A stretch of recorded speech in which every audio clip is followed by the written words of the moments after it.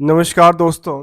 जहां डिजिटल दुनिया और डिजिटल की तरफ सारा कुछ काम धंधा चल रहा है, तब मैंने एक स्टॉक ऐसा चुना है समझने को पर्पस को, जो क्या स्टॉक में इसकी रिवेन्यू मॉडल अच्छी है या स्टॉक की प्राइस अच्छी है।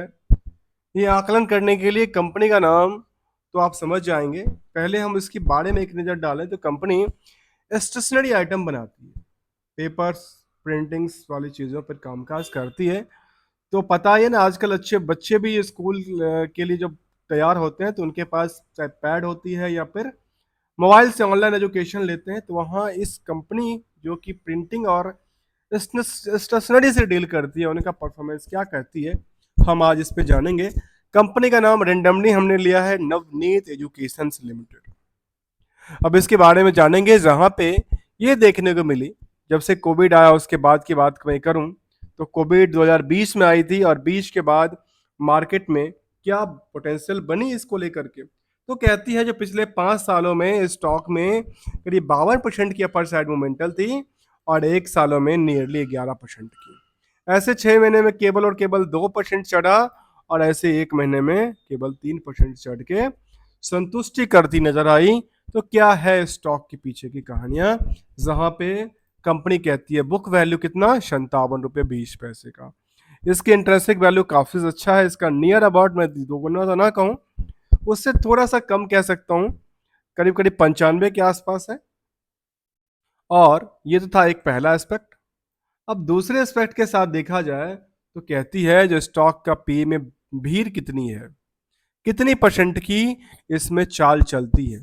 तो ये कहती है कंपनी जो अर्निंग पर शेयर करती है करीब 11 रुपये का, जहां पे फेस वैल्यू है 2 रुपये का। एक 2 रुपये का नोट या सिक्का जो पॉकेट में पड़ा हुआ है फेस वैल्यू के साथ, उसका अर्निंग कितना है, करीब 11 रुपये के आसपास। अर्थात कितना गुना हुआ, नियरली 5.5 टाइम्स। यदि ये 5 गुना से ज्यादा रफ्तार पर चलती है, किसके हिसाब से, अर्निंग के हिसाब से, जबकि कंपनी डिविडेंड भी देती है 1.64 का, तो फिर मार्केट में भीड़ कितनी की है। तो कहती है इसके बेसिस पे जो करंट प्राइस को आकलन करते हैं अर्निंग पर शेयर से, तो निकलता है स्टॉक पी, जहां पे तादाद कहती है कितना, 18.5 का। अर्थात इसके हिसाब से ये 5 गुना था और ये यहाँ से 18 गुना होके करंट मार्केट की प्राइस 160, जो कि बुक वैल्यू है 57। अब एक सवाल उठता है किसको लेकर के, सवाल उठता है दो फैक्टर को लेकर के। क्या, एक तो चलिए डेट्स, ये इक्विटी स्टॉक पी कहता है। अब पी के बेसिस पे पहला सवाल उठता है कि इंडस्ट्रियल के बाकी कंपनियों की तादाद में क्या है, कितनी परसेंट की ग्रो लेवल है। उन्होंने कहा कि बाकी कंपनियों में जो भीड़ है लगी हुई स्टॉक खरीदने को लेकर के, वो 26 गुना का है और यहाँ पे 18 गुना का है। जिसके हिसाब से बढ़ेगा तो कितना परसेंट बढ़ना चाहिए, नियरली 50% की इंक्रीमेंट होनी चाहिए यहाँ पे। यदि 50% की इंक्रीमेंट यहाँ से होती है तो कितना जाएगा, 240 तक जाएगा। ये इसके अकॉर्डिंग कह रहा हूँ, मैं अपने अकॉर्डिंग नहीं कर रहा हूँ, इसके अकॉर्डिंग कह रहा हूँ, स्टॉक की पी और इसके अकॉर्डिंग कर रहा हूँ। अब आती है एक और, किसको लेकर के, अगला पड़ाव को लेकर के। यदि ये फेस वैल्यू के कितना गुना है, कई गुना है, ठीक है।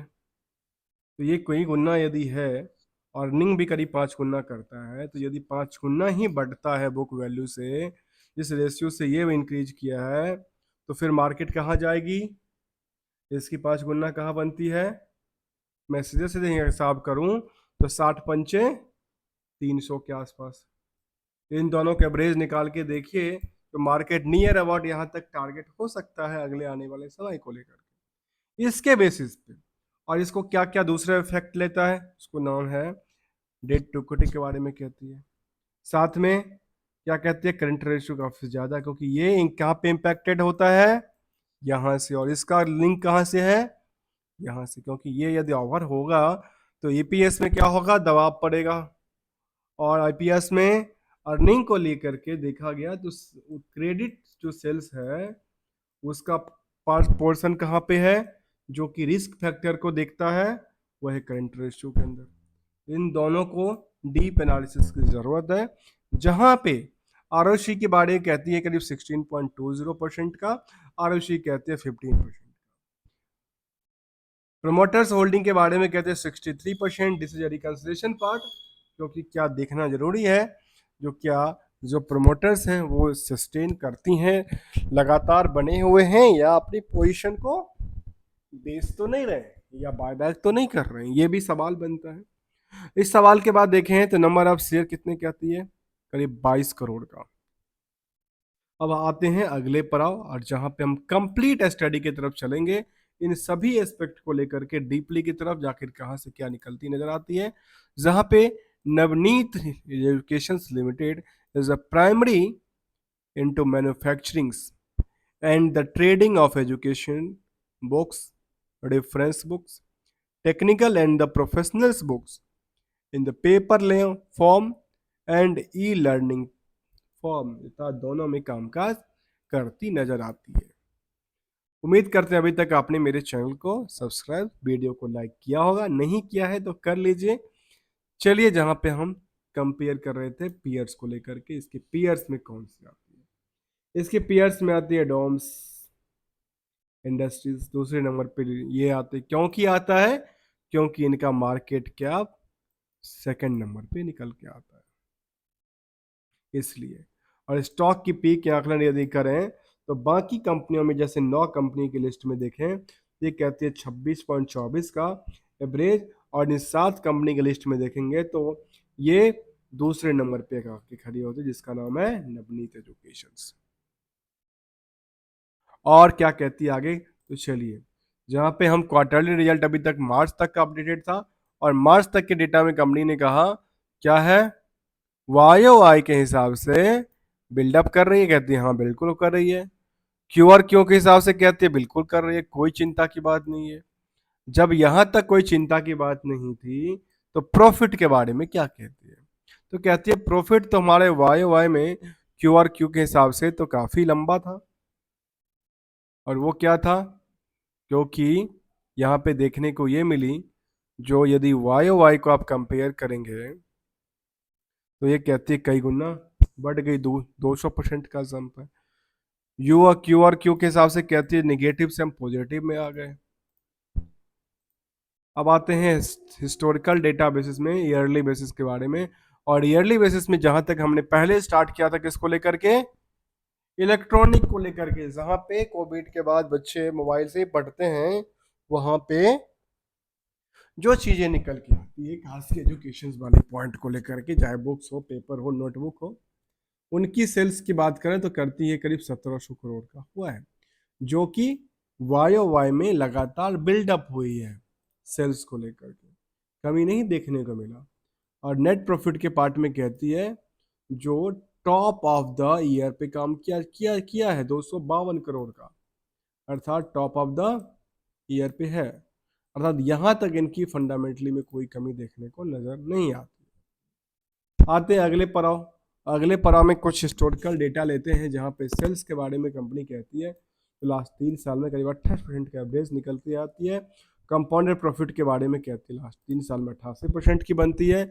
स्टॉक प्राइस सीएजीआर के हिसाब से कहती है पिछले 3 साल में 17% की बनती है, और रिटर्न ऑन इक्विटी की बात करती है पिछले 2 3 साल 5 सालों में 10% से ज़्यादा ही देखने को बनी है। अब जिस फैक्टर को लेकर के हम चर्चा कर रहे थे, जो कि क्या करने वाला है, डेट टू इक्विटी रेशियो के बारे में, जो कि यहाँ पे, और करंट रेशियो के बारे में, जो कि लिंक करती है ईपीएस से। इन दोनों को आपस में क्या कहती है, तो देखा गया कि बोरोइंग्स के पार्ट को लेकर के, तो बोरोइंग्स के पार्ट में देखें तो क्या कंपनी ने बिल्डअप किया, कहती नहीं, कंपनी ने नेगेटिव किया, कंपनी ने यहाँ पे पे आउट किया है। जब पे आउट किया तो फिक्स एसेट बढ़ा है, कोई दिक्कत नहीं है। एसेट्स के बारे में कहती है ट्रेड रिसीवेबल्स को लेकर के कितना, ट्रेड रिसीवेबल को लेकर कहती है 367 करोड़ का।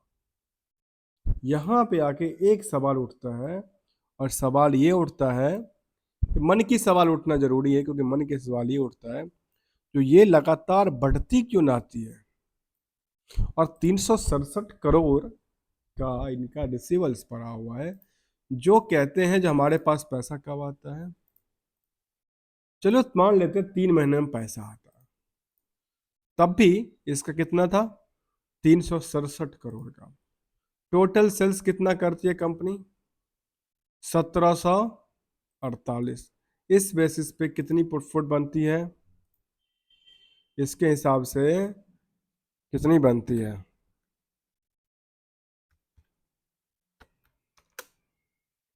इसके हिसाब से करीब करीब 39% के आसपास की क्या बनती है, 39% की तादाद जो है वो निकल के आती है इनकी, उसको लेकर के। प्रॉफिट के बारे में कहते हैं 252 करोड़ का। और इतना ही नहीं, जो 252 करोड़ का प्रॉफिट था और वो कहती है 367 करोड़ का। तो जो 367 करोड़ था उसके बारे में देखा गया तो क्या कहती है,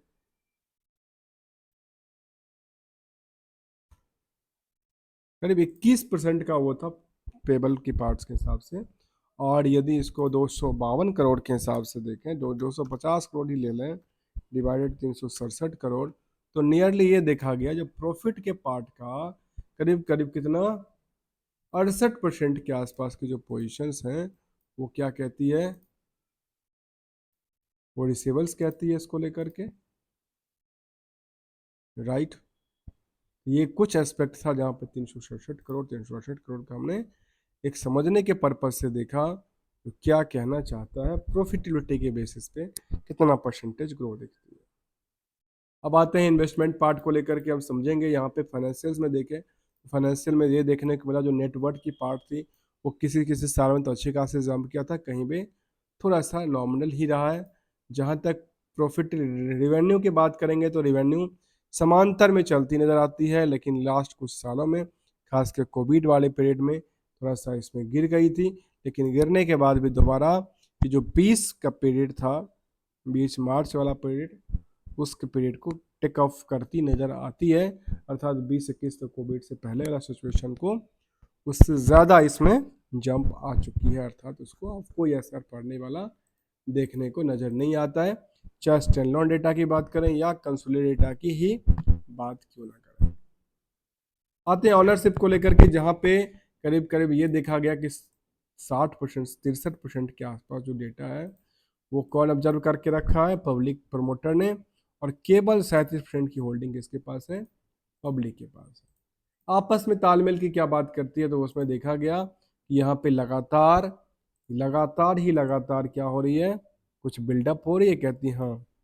स्टॉक में लगातार किसी टाइम में जब सितंबर 2022 के आसपास जो पोजीशन थी करीब 43,000 के आसपास, उतने पे आके दोबारा यहाँ मार्केट में जो शेयर होल्डर है वो आके खड़ी हो चुकी है, जिसकी वजह से देखने को ये मिली करीब करीब 43-44 हजार 45,000 आदमी शेयर होल्डर के यहाँ पे जमावड़ा लगा हुआ है। जहाँ प्रमोटर के पास जो होल्डिंग है वो सबसे ज़्यादा 63%, एफ की तादाद भी है, डी की तादाद भी है स्टॉक में, जहाँ पे एफ ने डी ने करीब 12.5% के आसपास की पोजीशन डी ने होल्ड करके रखा है। चाहे बड़ी बात करो तो HDFC म्यूचुअल फंड ही क्यों ना हो। इसके बाद यदि पब्लिक की बात करूँ तो पब्लिक के बारे में कहती है रिटेल में, तो रिटेल में यहाँ पे देखा गया, कितनी देखी गई, करीब करीब ये देखा गया कि 13% के आसपास जो तादाद है वो रिटेल में आम इंसान के पास देखने को नज़र आती है।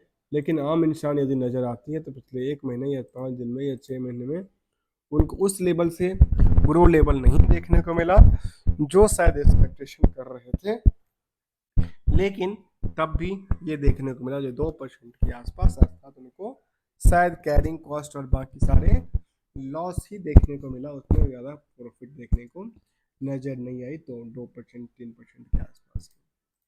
तो हम समझ रहे थे इसको लेकर के, आगे जानते हैं कुछ और सेंटिमेंटल की तरफ क्या कहना चाहता है, फिर हम पीयर्स में उधर कंपेयर करेंगे।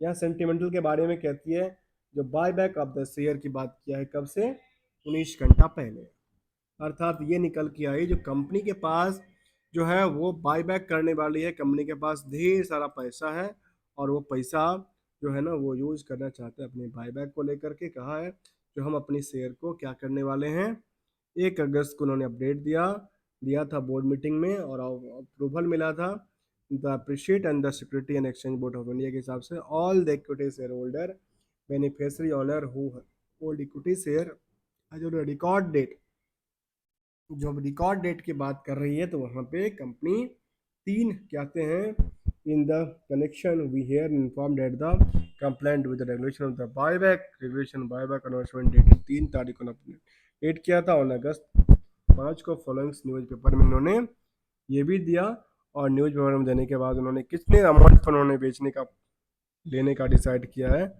वो थोड़ा नज़र आए तो मुझे लगता है कि बेहतर है।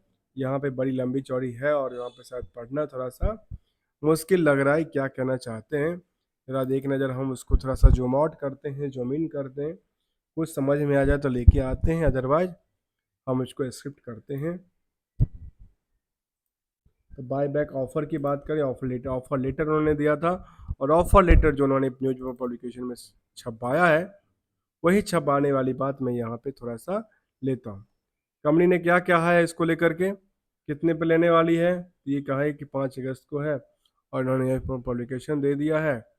और कुछ ऐसा अमाउंट की बात करती नज़र आती है तो नहीं करती नज़र आती, देखने को नज़र वही चीज़ यहाँ पे अपडेट किया है कंपनी न्यूज पब्लिकेशन में क्या डाला है। तो यहाँ पे कंपनी ने डाला कि हमारे पास जो शेयर्स हैं वो कितने पर बायबैक लेने वाले हैं, उनका अपॉइंट नंबर पता चलता करीब करीब 1 करोड़ शेयर की बात कर रहे हैं 200 प्राइस पे कहती है कंपनी।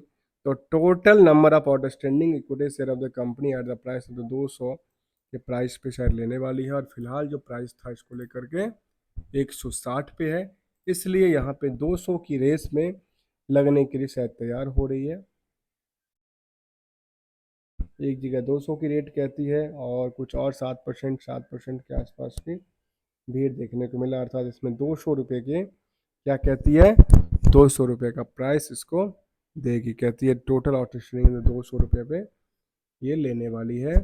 तो 200 रुपये पे लेके तो सोचिए 160 का शेयर 200 का तो होगा, मिलेगा 40 रुपये का बेनिफिशियरी देगा और यदि वो देता है तो काफ़ी अच्छा नज़र आता है। इसमें कहा है कौन कौन होल्ड करने वाला है, इनके पास ये परसेंटिंग जो है ना ये सब इनके पास ये अभी फ़िलहाल इसकी पोजीशन ये है और इसके बाद की पोजीशन शायद ये हो सकती है, ये भी सब प्रमोटर्स की तादाद में देखने को नज़र आती है। Thank you. अगले पड़ाव पे चलते हैं जहाँ पे सेंटिमेंटल को हमने देखा, अब आते हैं पीयर्स को लेकर के, पीयर्स के बारे में क्या कहती है। फाइनेंशियल को हमने देखा, पीयर्स के बारे में देखने को मिलता है यहाँ पे पीवीआर आइनॉक्स है, डीवी कॉर्प है यहाँ की और वहाँ का हमें काफ़ी अंतर देखने को मिला और यदि मार्केट डेटा को साथ देखना ठीक नहीं लगता। हमने बात किया आज नवनीत एजुकेशन को लेकर के जहाँ पे कुछ तो बड़ी सी मोमेंटल था, जहाँ पे बाईबैक का भी इन्वेस्टमेंट था। इससे पहले कंपनी ने कहा कि हमारा जो रिवेन्यू मॉडल है, नेट इनकम मॉडल है, वो लगातार क्या हो रही है, बिल्डअप होती नज़र आती है। Thank you so much for joining here दोस्तों।